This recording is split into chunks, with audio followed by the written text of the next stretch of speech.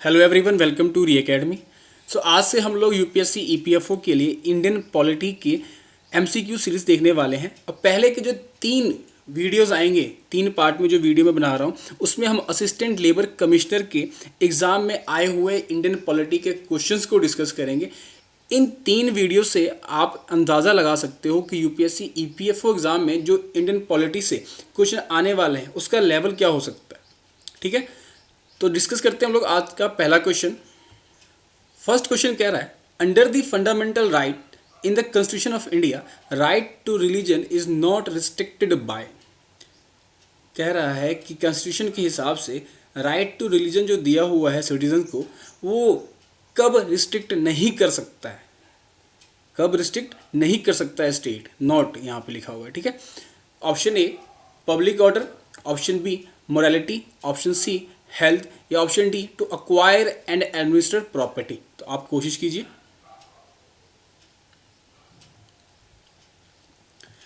इसका right answer है option D to acquire and administer property.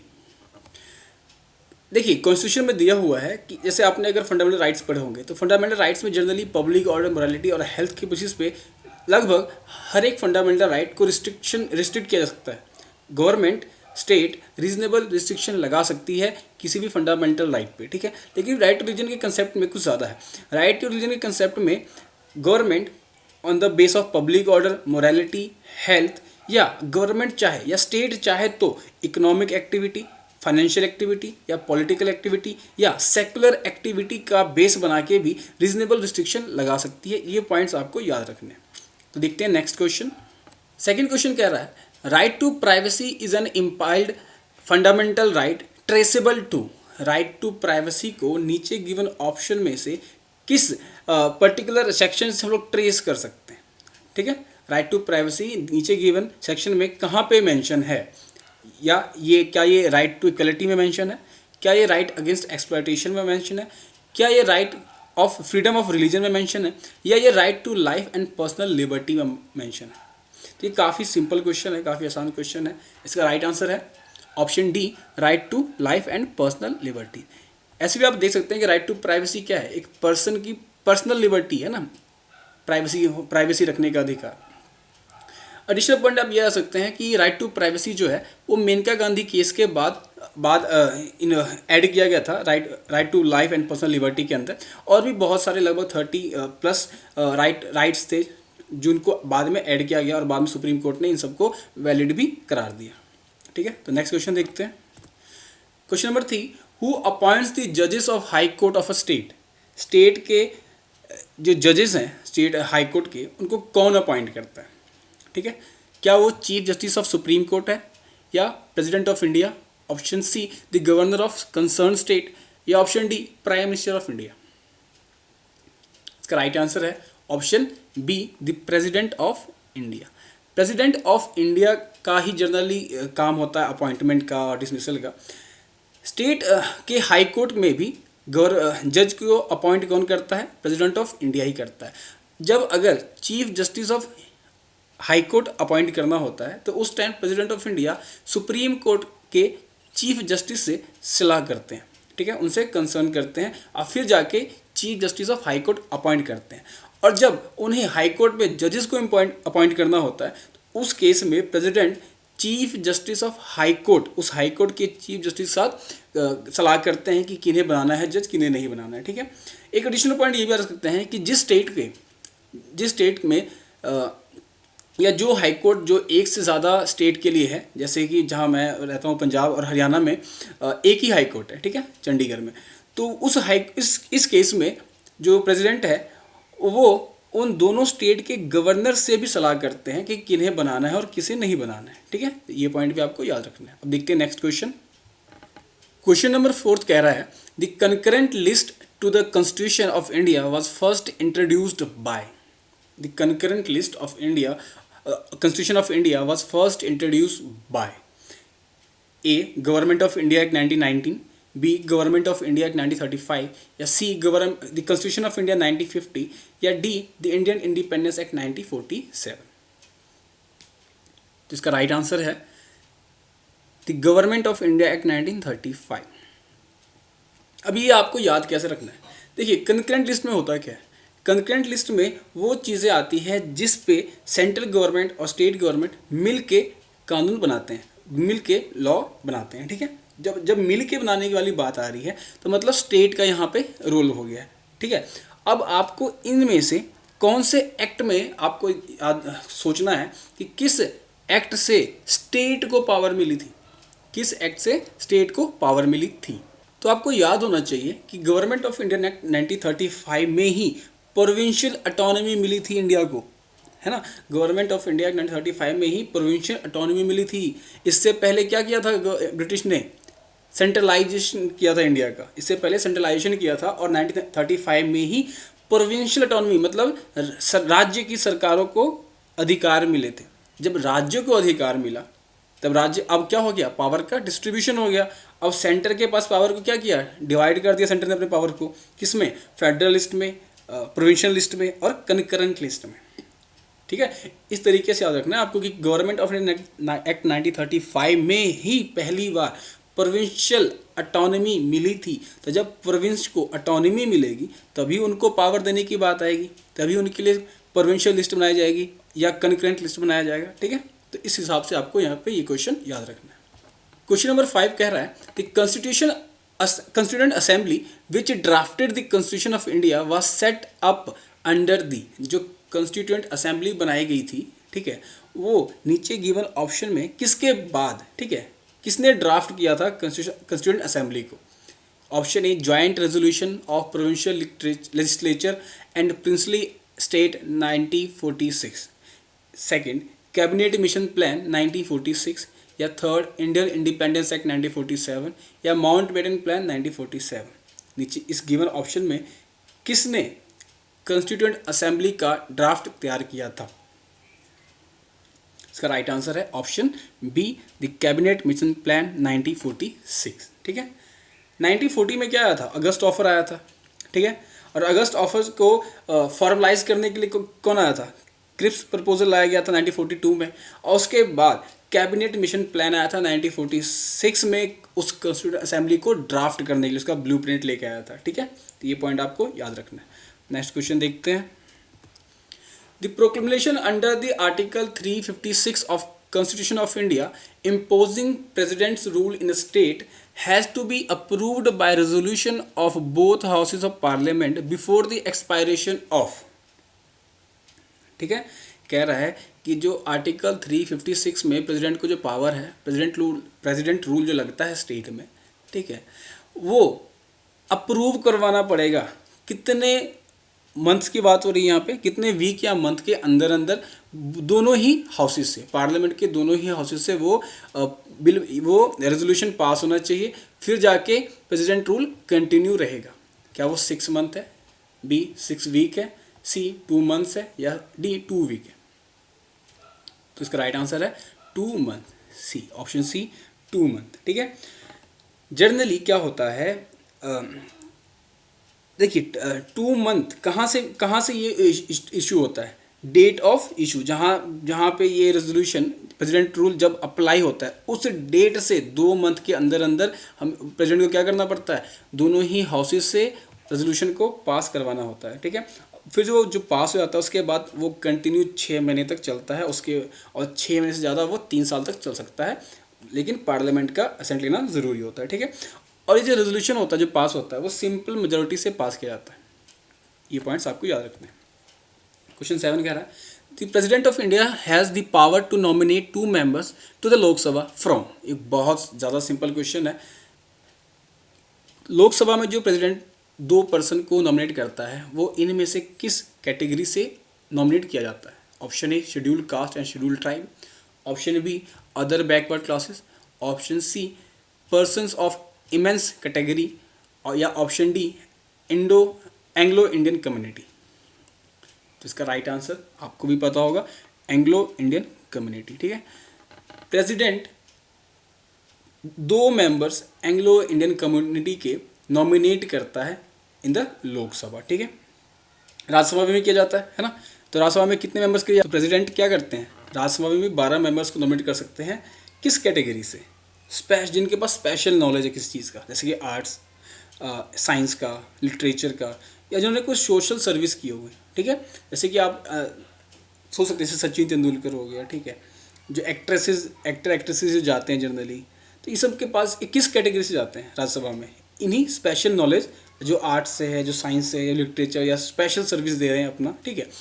उस कैटेगरी से प्रेसिडेंट राज्यसभा में भी पर्सन्स को नॉमिनेट कर सकते हैं, ठीक है। देखते हैं नेक्स्ट क्वेश्चन।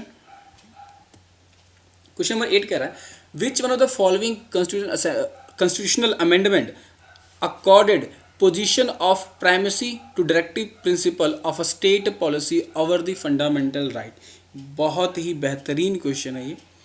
यहाँ पे कह रहा है क्वेश्चन, नीचे गिवन किस अमेंडमेंट से ये निश्चित हुआ कि कुछ जो डायरेक्टिव प्रिंसिपल है, जो डायरेक्टिव प्रिंसिपल है वो फंडामेंटल राइट से भी ऊपर है, ठीक है। फंडामेंटल राइट से भी ऊपर है कुछ, ठीक है।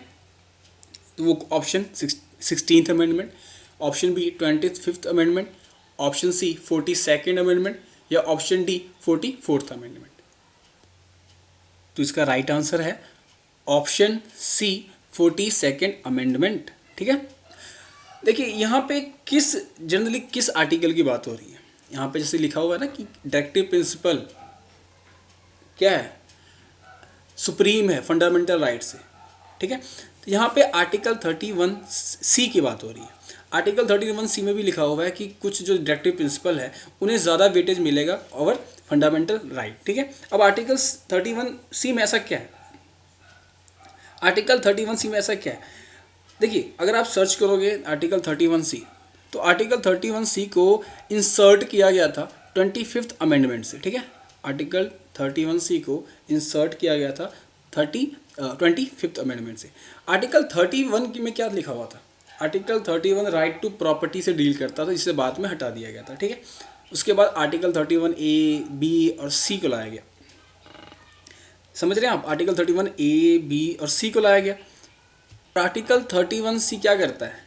कुछ डायरेक्टिव प्रिंसिपल को ज़्यादा वेटेज देता है ओवर फंडामेंटल राइट। तो वो डायरेक्टिव प्रिंसिपल कौन से थे? वो डायरेक्टिव प्रिंसिपल हैं आर्टिकल 39B और 39C, ठीक है। आर्टिकल 39B और 39C, ये 39 जो है वो सोशलिस्ट प्रिंसिपल में आता है DPSP के, ठीक है।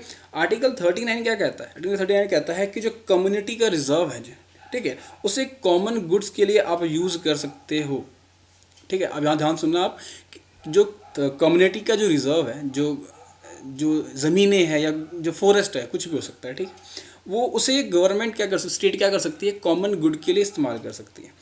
39C कहता है कि जो ऑपरेशन ऑफ इकोनॉमिक सिस्टम है, ठीक है, इसका मतलब अगर स्टेट को इकोनॉमिक एक्टिविटी करती है, ठीक है, इसका मतलब कतई ये नहीं होता है कि वो क्या कर रही है, वेल्थ को एक्यूमुलेट कर रही है, ठीक है, कंस्ट्रक्शन ऑफ वेल्थ, इसका कतई मतलब ये नहीं होता, ठीक है। अब ये दोनों ही अगर एक्ट आप 39B और 39C देखो, तो ये कहीं ना कहीं आर्टिकल 14 और आर्टिकल 19 को हर्ट करता है, ठीक है, राइट टू इक्वलिटी को हर्ट करता है। क्योंकि अगर किसी के पर्सन के पास मान लो 100 एकड़ ज़मीन है, 200 एकड़ ज़मीन है, ठीक है, तो वो उसकी प्रॉपर्टी थी। ये आज़ादी फर्स्ट अमेंडमेंट में ही हो गया था, जब लैंड एक्विजिशन एक्ट आया था। तो अब एक पर्सन के पास इतनी ज़मीनें हैं और एक साइड पूरे के पूरे गांव एक तबका ऐसा है जो काफ़ी ज़्यादा पुअर है, पॉवर्टी में है, ठीक है। तो गवर्नमेंट ने क्या किया था, डेवलपमेंट एक्टिविटी के लिए, इक्वालिटी के लिए उनकी ज़मीनों का पर अधिकार कर दिया था, ठीक है। तो 39 और 30C क्या करता है? सोशलिस्ट प्रिंसिपल है, कह रहा है कि भाई गुड्स को बांट दो आपस में। 14-19 क्या कह रहा है कि ये गलत है, राइट टू इक्वालिटी को हर्ट कर रहा है। एक पर्सन का जो अधिकार है, उसके पास 100 एकड़ ज़मीन, तो उसकी ज़मीन है। तो इस केस में क्या होगा कि जो डायरेक्टिव प्रिंसिपल है वो फंडामेंटल राइट्स को सरपास कर देगा। फंडामेंटल राइट यहाँ पे नीचे चला जाएगा और डायरेक्टिव प्रिंसिपल ही फॉलो होगा, ठीक है। तो ये जो फॉलो होगा, ये जो डिसीजन लिया गया था, ठीक है, ये 42nd अमेंडमेंट एक्ट में गवर्नमेंट ने बोल दिया था क्लियरली। उसके बाद बहुत सारे सुप्रीम कोर्ट के जजमेंट आए, केशवानंदा भारती केस में, मीरा मिल केस में, फिर जाके क्लियर हुआ कि हाँ भाई ये चीज़ें ठीक है। नेक्स्ट क्वेश्चन देखते हैं, क्वेश्चन नंबर 9। आर्टिकल 155 और 156 of the constitution of India deal with. Article 155 और 56 किस चीज़ से डील करता है? Option A inter state commerce commission, option B election commission, option C inter state council या option D the power of president to appoint and dismiss the state governor. काफ़ी ज़्यादा factual question पूछा गया है ये यहाँ पे। इसका राइट आंसर क्या होगा? इसका राइट आंसर है option D the power of president to appoint and dismiss state government. Article 155 डील करता है अपॉइंटमेंट से गवर्नर के, और आर्टिकल 156 डील करता है डिसमिसल से, ठीक है। तो इसके अलावा ऑप्शन ए है इंटर स्टेट कॉमर्स कमीशन। ये किस आर्टिकल में आता है? तो ये आता है आर्टिकल 307 में। इलेक्शन कमीशन आपको ही पता होगा, आर्टिकल 324 में। इंटर स्टेट काउंसिल ये आता है 263 में, ठीक है। तो ये फैक्चुअल क्वेश्चन है, आपको याद रखनी है कुछ कुछ, जैसे इलेक्शन कमीशन तो याद होना ही चाहिए 324, ठीक है। क्वेश्चन नंबर 10 कह रहा है the president of India has been empowered to return a bill. President को पावर है किसी भी बिल को रिटर्न कर सकता है जनरली, ठीक है, as soon as possible on presentation to him after its having passed by the house of parliament for assent except the case. कह रहा है जनरली कोई बिल अगर पास होता है पार्लियामेंट से तो प्रेसिडेंट क्या करते हैं, बिल को एज सुन एज पॉसिबल, जितना जल्दी हो सके वैसे का तैसा उसको वापस कर देते हैं। लेकिन इनमें से कौन से केस में वो ऐसा नहीं कर सकते, ठीक है। Option A ordinary bill, option B money bill, option C ordinance या ऑप्शन डी स्टैट्यूट। इसका राइट आंसर है, बहुत ही सिंपल क्वेश्चन है ये, आपको भी पता होगा। इसका राइट आंसर है option B money bill. Money bill के केस में प्रेसिडेंट बिल को वापस नहीं कर। ईपीएफओ 2017 के एग्ज़ाम में भी एक क्वेश्चन आया था मनी बिल से। उसमें पूछा गया था कि कौन सी चीज़ें हैं जो मनी बिल में नहीं आती है, ठीक है, कौन सा बिल मनी बिल में नहीं होगा। ऑप्शन था शायद फ़ाइन और पेनल्टी से लेके, जैसा आपको पता भी है कि जो बिल फ़ाइन और पेनल्टी के लिए होता है वो मनी बिल कंसिडर नहीं होता है, ठीक है। तो मनी बिल के बारे में कुछ और पॉइंट, आर्टिकल 110 के अंडर आता है मनी बिल का कंसेप्ट। मनी बिल में जो इंट्रोड्यूस जो होता है वो सिर्फ लोकसभा में इंट्रोड्यूस होता है और स्पीकर का डिसीजन फाइनल होता है कि ये मनी बिल है या नहीं है, ठीक है। इसके अलावा ऑर्डिनरी बिल आप जानते हैं, ऑर्डिनेंस आप जानते हैं। स्टैट्यूट क्या होता है, एक रिटन लॉ होता है, ये भी एक लॉ का ही एक रूप है, तरीका है। रिटन लॉ होता है बाय स्टेट या किसी ऑर्गेनाइजेशन के। नेक्स्ट क्वेश्चन देखते हैं, question number 11, which one of the following is not covered under the 73rd amendment of the constitution of India. 73rd amendment किस चीज़ के बारे में डील करता है? तो पहले ऑप्शन देख लेते हैं। ऑप्शन ए कह रहा है provisions of the state finance commission या reservation of seats of schedule caste, schedule tribes and women, the provision of state planning commission या provision of state election commission.